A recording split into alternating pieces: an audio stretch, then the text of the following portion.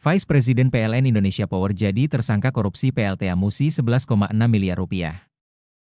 Kejaksaan Tinggi, Kejati, Bengkulu resmi menetapkan Vice President O&M Planning and Control VPT PLN Indonesia Power, Daryanto, sebagai tersangka dalam perkara dugaan tindak pidana korupsi proyek penggantian sistem kontrol utama, SKU, pembangkit listrik tenaga air, PLTA, Musi, Provinsi Bengkulu, tahun anggaran 2022-2023.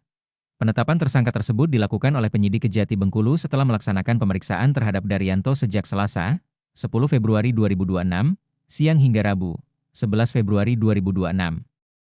Dini hari, dalam perkara ini, penyidik menemukan indikasi kerugian keuangan negara mencapai 11,6 miliar rupiah akibat praktik markup harga pengadaan peralatan. Penetapan tersangka terhadap pejabat strategis di lingkungan perusahaan plat merah tersebut sekaligus diikuti dengan penahanan guna kepentingan penyidikan pelaksana harian, PLH. Kepala Seksi Penerangan Hukum, Kasipenkum, Kejati Bengkulu, Denny Agustian, membenarkan penetapan tersangka sekaligus penahanan terhadap Daryanto. Ia menyampaikan bahwa langkah tersebut diambil setelah penyidik memperoleh alat bukti yang cukup terkait dugaan korupsi PLTA Musi. Hari ini Kejaksaan Tinggi Bengkulu telah menetapkan Daryanto sebagai tersangka dalam perkara dugaan tindak pidana korupsi penggantian sistem kontrol utama PLTA Musi tahun 2022-2023 dan yang bersangkutan telah dilakukan penahanan, ungkap Denny Agustian, Rabu, 10 Februari 2026.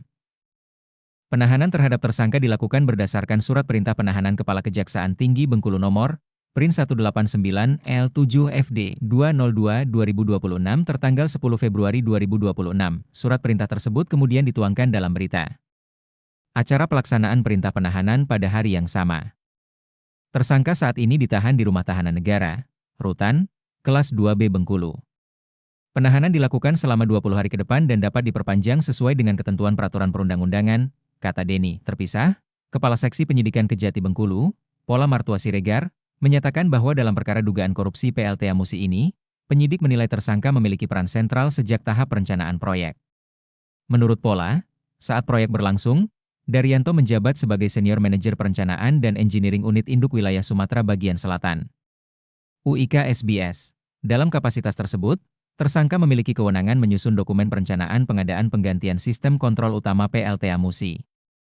Dalam melaksanakan kewenangannya, tersangka diduga secara melawan hukum menyusun rencana anggaran biaya atau RAB dengan cara mengarahkan penawaran dari PT Yokogawa Indonesia, ungkap Pola. Akibat perbuatan tersebut, estimasi harga dalam dokumen perencanaan proyek ditetapkan sangat tinggi, yakni sebesar Rp32.637.000. Nilai tersebut kemudian dijadikan sebagai harga perkiraan engineering, HPE, dan harga perkiraan sendiri, HPS, oleh pihak PLN. Lebih lanjut, Pola menjelaskan bahwa HPS tersebut menjadi dasar kesepakatan nilai kontrak antara PT PLN dengan KSO Citra Wahana, yang terdiri dari PT Citra Wahana Sekar Buana dan PT Hensan Andalas Putra. Nilai kontrak pengadaan peralatan sistem kontrol utama PLTA Musi ditetapkan sebesar Rp32.079.000.000, sudah termasuk pajak pertambahan nilai, PPN, 11%. Nilai kontrak tersebut bukan harga yang wajar.